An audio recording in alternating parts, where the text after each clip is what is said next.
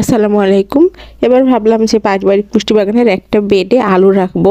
এই বুদ্ধিটা মূলত আমার আব্বুরই, যে একটা বেডে আলু দিবে। বাড়ির সামনে একটা করা হয়েছে, এখন পিছনেরটাই একটা বেডে আলু দেওয়ার জন্য এই যে আলু সব কিছু রেডি করা হচ্ছে।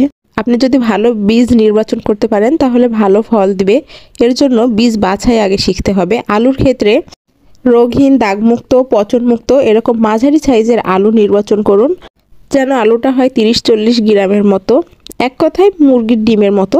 কয়েকদিন ঠান্ডা মেঝেতে রেখে দিছি, তারপরে যখন ছোট ছোট অঙ্কুর বের হয়েছে তখন বীজগুলো রোদে বের করে জীবাণুমুক্ত করা হয়েছে। ম্যানকোজেব, কার্বন ডাইজিম এগুলো দিয়ে একটু স্প্রে করে দেওয়ার পরে একটু ছায়াযুক্ত স্থানে রেখে দেওয়া হয়েছে। যখন আলুগুলো শুকনো শুকনো হয়ে আসছে পরে হচ্ছে একটু ছাই ছিটাই দিয়ে যেখানে লাগানো হবে ওর ওখানে কিন্তু আগে থেকে জৈব সার আরও যা যা সার আছে ওগুলো দিয়ে প্রস্তুত করা ছিল। আর আমরা যে চুলার ছাইটা ফেলে দিই এটা কিন্তু অনেক জীবাণুনাশক কাজে ব্যবহৃত হয়। তার আগে আমাদের এখানে আখ বা আলু এই টাইপের কিছু লাগাইলে রুই পোকা যেটা আছে ওটাতে খেয়ে ফেলে, এজন্য কিছু দানাদারও দিয়ে দেওয়া হয়েছে লাইনের মাছ দিয়ে। এই তো আমি আলু লাগাই দিচ্ছি, এবারই প্রথম। তো এই যে এতটুকু দূরত্ব, এক কথায় একটা হাতের এই যে এক বিদ্যা যেটা বলে ওরকম টাইপের দূরত্বে আলুগুলা বসাই দিচ্ছি। গাছ থেকে গাছের দূরত্ব 10-12 ইঞ্চি বা 8-9 ইঞ্চি, এটা হলেই পারফেক্ট।